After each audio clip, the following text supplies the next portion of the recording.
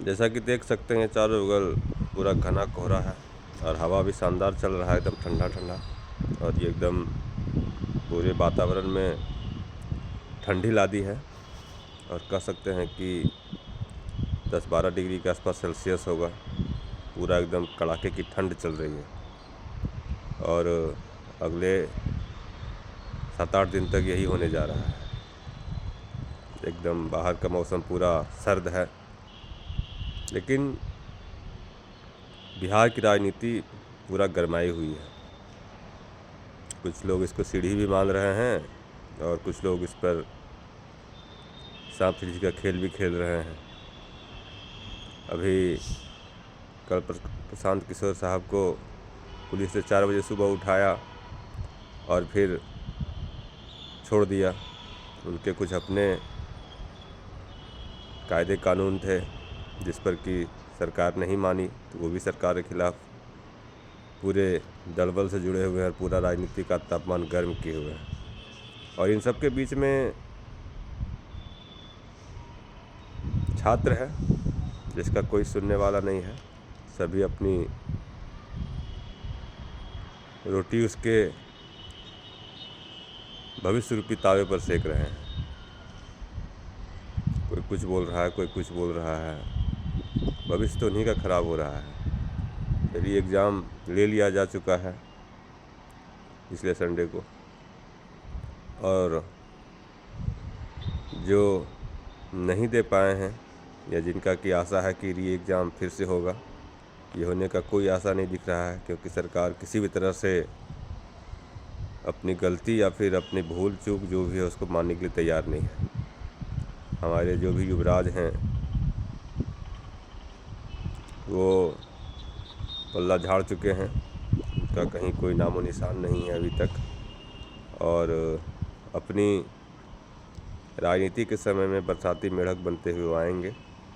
फिर से हिंदू मुस्लिम जात बिरादरी गुतिया नैया करेंगे और वो अपनी राजनीति चमकाएंगे। यही होना है, लेकिन छात्रों को कोई सुनने वाला नहीं है। छात्रों के लिए तो यही एक विडंबना कहिए, बहुत ही कुत्सित उनके साथ हो रहा है। उनका कोई ना तो केंद्र में कोई सुनने जा रहा है, ना राज्य में, तो खैर कोई बात ही नहीं है। और ये सब जगह हो रहा है। पिछले दिनों हमने इलाहाबाद में भी देखा था, और उससे पहले साल के शुरुआत में जब एनटीटी पर जो इतनी बड़ा आरोप लगी थी मेडिकल परीक्षाओं को लेकर, उस टाइम भी कोई सुनने वाला नहीं था। ये सारी चीज़ें लगातार हो रही है।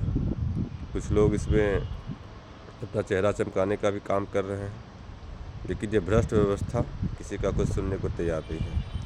लगातार से लगातार वो एकदम छात्रों को पीड़ित करते जा रही है। छात्र उनके लिए सिर्फ झंडा पोस्टर टांगने वाले बन के रह जाते हैं, और जो बहुत ही गरीब मेहनती किसान, सबसे लोअर मिडिल क्लास से जो जाके वहाँ पढ़ाई करते हैं, जिनको सिर्फ काम पढ़ना है, उनको भी अपनी राजनीति की भेंट, अपनी जो आकांक्षा होती है नेताओं अफसरों की, उसकी भेंट चढ़ा दी जाती है। किसी का नाम लेना उचित नहीं है, लेकिन जान सभी रहे हैं कि ये सरकारें सिर्फ अपनी बात रखती हैं और अपनी बातों पर ही अड़े रहती है। इनमें ये लोकतंत्र के नाम पे डिक्टेटरशिप चलाते हैं, तानाशाही रवैया रखते हैं, किसी का नहीं सुनना है। जब तक ये विपक्ष में रहेंगे तब तक हल्ला करेंगे कि हमारे पास भाई इतना समस्या है। जब ये सरकार में जाएंगे तो फिर ये कुछ नहीं मानेंगे, सब ठीक है, सब चकाचक। आप लोग बेवजह हल्ला करते हैं, ना तो पेपर लीक हो रहा है, ना तो विद्यार्थियों को दिक्कत हो रहा है, ना तो और कुछ हो रहा है। ये सब चलता रहता है और विद्यार्थी इसमें पिसे जा रहे हैं। अब आगे क्या होता है, ऐसे पता ही है सबको कि कुछ नहीं होना है, लेकिन अभी जनसुराज के महामहिम संस्थापक सर्वे सर्वा वो अनशन पर लगे हुए हैं, सिर्फ पानी पर जी रहे हैं। देखिए कब उनको जूस पिलाया जाता है और कब उनकी मांग सुनी जाती है, या फिर कुछ वो भी अपना चेहरा चमका ही रहे हैं। बहुत सारे नेता उसमें गए, विद्यार्थियों का कोई अपना सुनने वाला नहीं है। सब अपनी अपनी बात सरकार पर हमलेबाजी करना है, ये लगातार लगे हुए हैं।